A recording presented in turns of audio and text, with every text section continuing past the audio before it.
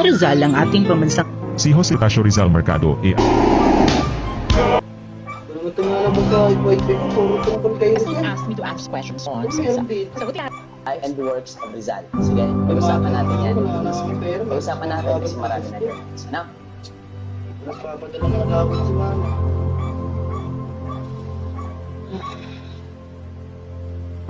Uy, tulungan mo naman ako.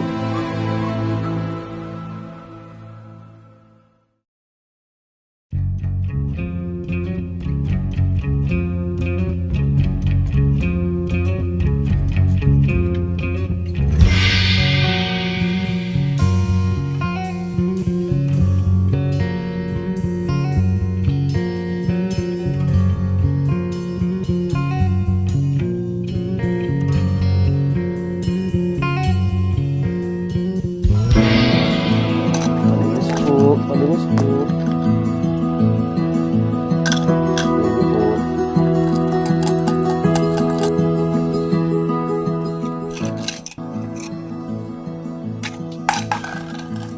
Alam mo kung ako si Rizal sa panahon ngayon, gagalit ako sa'yo. Ewan ko sa'yo. Napakasama talaga ng ugali mo, Joseph. Hindi mo na ako nirespeto.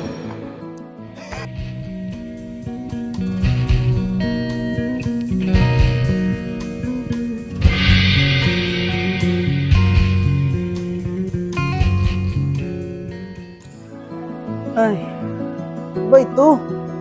Ang tinitingin-tingin mo pati dyan at saka ang sinasabi mo kabataan ng pag-asa ng bayan. Pero ano sa kalagayan ko ngayon, ha? Iniidolo ko pa man din ng mga barkado ng mga ibang estudyante dito. Tapos ganyan, ano naman pakialam namin sa pagsasakripisyo mo, ha? Bakit na kinakausap dyan?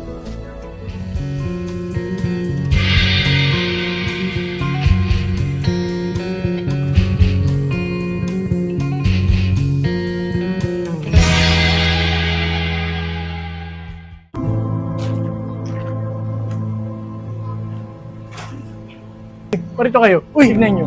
Si Rizal, no? Di ba isa siya sa pinagmamalaki ng ating bansa? Oo nga. Ang laki na rin kasi ng kanya naging impact sa bansa natin.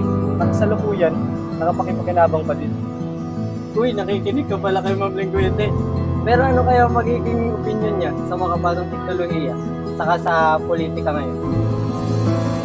Bah, alay ko pati dyan.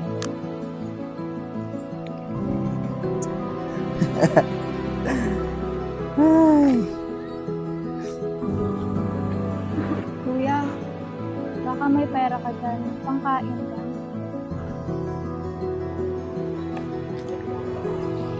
Napakasama talaga ng mga kabataan ngayon. Sinasabi mo dyan, baliw. Pero bakit mo ginawa yun? Ano ba? Ano ba mali? Iyaan mo yun, ayos lang yun. Ano ba, Joseph? Sumusobra ka na. Ano ba pakialam mo? Ano bang nangyayari sa inyo? Ganito na ba ang mga kabataan ngayon?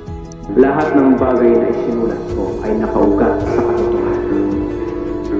Sa mga bagay na naisulat ko, matatagpuan mo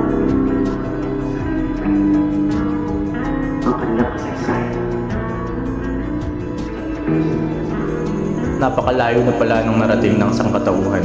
Ngunit, ganito na ba ang mga tao sa panahon ngayon? Ito na ba ang bunga ng kalayaang matagal namin pinaglaban? May kaalaman na sa dulo ng mga daliri.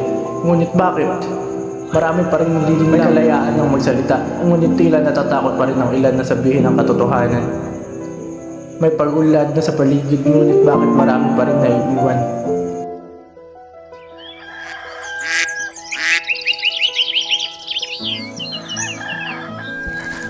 Ha? Panaginip lang pala yun.